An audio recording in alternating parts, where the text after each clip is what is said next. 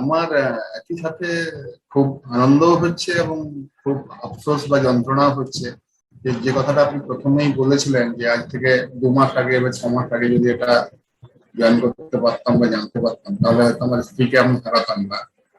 কারণ ওর মানে মৃত্যুটা আগেই করেছে, মানে আননেচারাল ডেথ, সুইসাইড করেছে। আমার হচ্ছে আর কি যদি সে থাকতো আমার কাছে, মানে আমার মানে মাঝে মাঝে খুব রাগ হয়ে যেত, খুব চিৎকার করতাম। অফিসের মানে যন্ত্রণা বা জটিলতা বাড়ির কাছের লোকের কাছে একটু আগে যে দিদিরা বলছিলেন আর কি, সেটাই আমি করতাম। আজকে এটা করলাম, তারপরে তখন মনে হচ্ছিল, ও প্রায় একটা কথা আমাকে বলতো যে সমুদ্রে বা কোথাও বেড়াতে যখন যেতাম আমরা একসাথে, যদি এই সমুদ্রের মধ্যে একা ভেসে থাকতে পারতাম তো মনে হচ্ছে যে মানে সত্যি ভেসে আছি একটা গভীর সমুদ্রের মধ্যে। সেই ছোটবেলায় একটা পড়েছিলাম যে O God your sea is so great and our boat is so small. ঠিক সেটাই মনে হচ্ছে যে মানে মহা সমুদ্রের মধ্যে একা হয়তো ভেসে আছি। তারপরে আপনি যখন লাস্টে বললেন যে টাইম ইজ আপ, তখন মনে হচ্ছে আরে আবার কোথায় ফিরে এলাম, আমি তো হারিয়ে গেছিলাম। ঠিক সেই অনুভূতিটাই হচ্ছে। মানে এইটার ফলে মানে যে অনুভবটা বা অনুভূতিটা হচ্ছে আমার খালি একটা কথাই মনে হচ্ছে যে এটা যদি আমি আগে করতে পারতাম তাহলে হয়তো আমার মানে ওই দুঃসময়টা আমি পেরিয়ে আসতে পারতাম। একই সাথে ভালোও লাগছে আবার খারাপও লাগছে। I understand. Yes. আজকে যদি সে পাশে আমার থাকতো তাহলে শেয়ার করতে পারতাম। Yes. আর আমার দুটো বাচ্চা খুবই ছোট, একটা 10 আর একটা 3.5। আর বাড়িতে বৃদ্ধ বাবা আছে, আর কোনো বয়স্ক মহিলাও নেই, মাও নেই। তো বুঝতেই পারছেন মানে আমার কিভাবে সমস্ত কাজ মেনটেন করে তারপর আমাকে অফিস করতে হয়। Yes. খুবই ভালো লেগেছে, মানে এটা ঠিক আমি হয়তো এক্সপ্রেস করতে পারছি না এই মুহূর্তে। True. তো এটা আমার জন্য প্রয়োজন তো ছিলই, কিন্তু অনেক আগে প্রয়োজন ছিল। সুব্রত বাবু, একটা জিনিস একটু জেনে নেবো। আমি গতকাল একটা কথা বলেছিলাম যে আজকে যে ক্রিয়াটা হবে, মানে গতকাল বলেছিলাম যে আগামীকাল যে ক্রিয়াটা হবে, হয়তো ওটা ঠিক করে করার পর আপনি যেরকম অনুভব করবেন সেটা কথা দিয়ে হয়তো ঠিক করে বোঝাতে পারবেন না, কিন্তু একটা অদ্ভুত ফিলিংস হবে। আপনার কি মনে হয় কথাটা আমি ঠিক বলেছিলাম না ঠিক ছিল না? হ্যাঁ, একদম ঠিক, একদম ঠিক। কিন্তু আজকের যেটা হলো এই মানে আপনি বললেন 20 মিনিট, কিন্তু কত মিনিট যে কিভাবে ছিলাম, মানে টাইমটা যে কিভাবে পার হলো, মানে ওইটা মানে অনেক সময় যে মানে আমরা বিভিন্ন ডিপার্টমেন্টাল ট্রেনিং এ যাই, খুব বিরক্ত লাগে যে কখন ট্রেনিংটা শেষ হবে। আর এটাতে ঠিক উল্টোটা হচ্ছে যে বাবারি এত তাড়াতাড়ি শেষ হয়ে গেল। মানে তফাৎটা এখানেই পরিষ্কার যে আরো যদি কিছুক্ষণ চলতো, আরো যদি কিছুক্ষণ চলতো, এটাই মানে একটা স্বর্গীয় অনুভূতি এক কথায়। স্বর্গ তো আমরা কেউ জীবন্ত অবস্থায় ফিল করতে পারি না, কিন্তু এটা যদি স্বর্গ না হয় তাহলে আর ইভেন এই 3টে দিনও যে দেখতে দেখতে খুব তাড়াতাড়ি পেরিয়ে যাচ্ছে সেরকম নয় কি? হ্যাঁ, সেটাই মনে হচ্ছে।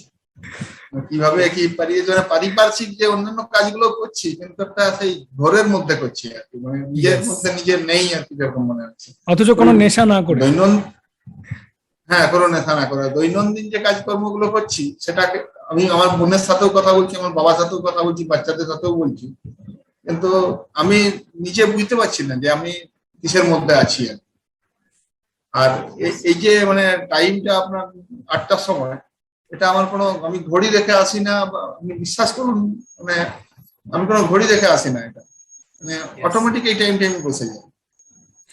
আমি ল্যাপটপটা সেট করার পরে দেখতে পাই যে হ্যাঁ মানে 8:45 বা 7:45 বা এই 7:50 এরকম বাজছে। আমি একটা আন্দাজ মতো ইয়েতে আসি আর কি,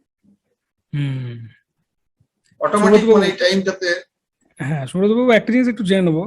অনেকে অনেক অ্যাডিকশন করছেন, ইয়াং ছেলেমেয়েরা, ইভেন প্রাপ্তবয়স্করা, অনেক সময় ম্যাচিওর ব্যক্তিরা অনেক নেশা করছেন বিভিন্ন রকম।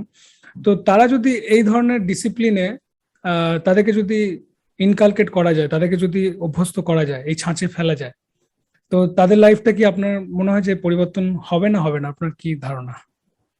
স্যার সত্যি কথা বলতে কি, আমার তাহলে পরিচয়টাই আমি দিই। আমি একটা মানে গ্রামে থাকি এবং আমি একটা গ্রাম পঞ্চায়েতের সেক্রেটারি আজকে 15 বছর।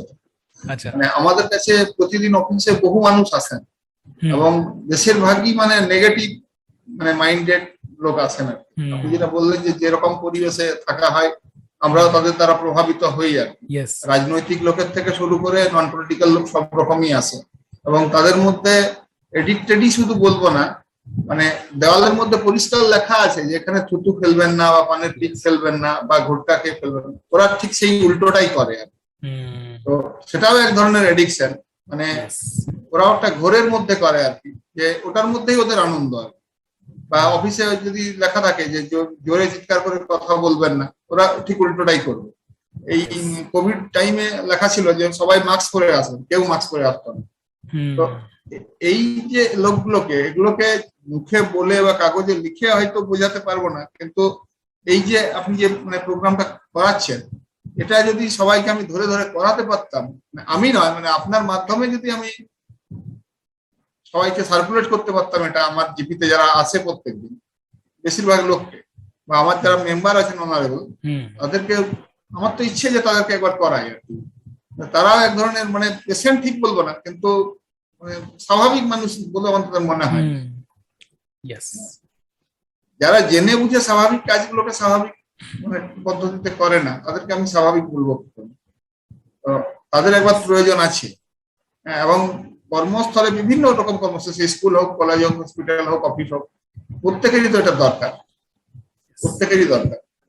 এবং এটা হয়তো আপনি মানে কিভাবে এটা তৈরি করেছেন সেটা তো সম্পূর্ণ আপনার ব্যক্তিগত ব্যাপার, কিন্তু এটা বৃহত্তর সমাজের পক্ষে মানে আগামী দিনে এটা একটা অঙ্গ হওয়া উচিত আমার যা ধারণা। কারণ আমি সেই লেভেলে কাজ করি, মানে মানুষকে সত্যিকারের যদি ভালো চাই, তো ওই মানে কিছু বেনিফিট দিয়ে কিছু হবে না। এটা এখন তো সবকিছুই ফ্রি পাওয়া যাচ্ছে, কিন্তু এগুলো তো আর মানুষকে মানে ওই যেটা বললেন যে বই দিয়ে বা বই, ক্যাসেট, এসব তো অনেক কিছু আছে, মানে খুব ভালো ভালো কথা লেখা আছে। ইনফ্যাক্ট আমি নিজেও এই ঘটনার পরে স্বামী বিবেকানন্দের লেখা মরণের পরে বা ওই ইসকনের মন নিয়ন্ত্রণের কৌশল, এই বইগুলো পড়েছিলাম। সত্যি আজকে স্বীকার করছি এক বর্ণও বুঝতে পারিনি বইগুলো, মাথা মুন্ডু কিচ্ছু মাথায় ঢোকে না।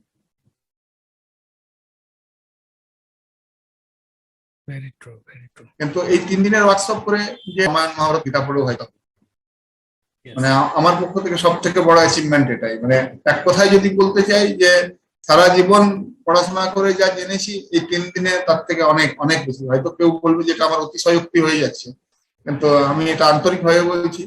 সারা জীবন পড়াশোনা করে, সারা জীবন এক্সপিরিয়েন্স যা আমার, মানে আমি ওই কথায় ঋদ্ধ হয়েছি, তার থেকে এই 3 দিনে মানে অনেক বেশি, অনেক বেশি। পুঁথিগত বিদ্যার চেয়ে এটা অনেক অনেক বেশি, মানে অতুলনীয়। আবার আমি বলছি যে আপনাকে মানে দীর্ঘায়ু হতে হবে সকলের জন্য, আপনি আমাদের মধ্যে থাকুন। আমি হয়তো অত গুছিয়ে কথা বলতে পারি না, কিন্তু আমিও চাইবো যেটুকু বলেন একদম মন থেকে বলেন, এবং গুছিয়ে কথা বলা, এটাকেই আমার মনে হয় যে বলা উচিত। যদি গুছিয়ে কথা বলা বলে কিছু হয়, তাহলে সেগুলো এগুলোকেই বলা উচিত, যে কথা মন থেকে বেরোয় সেটাকে। যে কথা আমার পূর্ববর্তী কয়েকজন দিদিরা বললেন যে ওই সচ্চিদানন্দের মধ্যে আর কি প্রবেশ আর কি, ঠিক সেটা। এবং এটা আমি ওই প্রতি মাসেই মানে সম্ভব হলে, সম্ভব না প্রতি মাসে অ্যাটেন্ড করবোই, এনি হাউ করবো। অফিসে প্রচুর কাজের চাপ, তার মধ্যেই করবো, আপনি যখনই টাইম দেবেন। Excellent, very very good. নমস্কার। আপনি যদি কোনো প্রকার শারীরিক বা মানসিক অসুবিধা অনুভব করেন, তাহলে অবশ্যই আমার সঙ্গে যুক্ত থাকার চেষ্টা করুন এবং আমার ক্লাসে জয়েন করুন, এবং আপনার সঙ্গে দেখা হচ্ছে ক্লাসে। নমস্কার।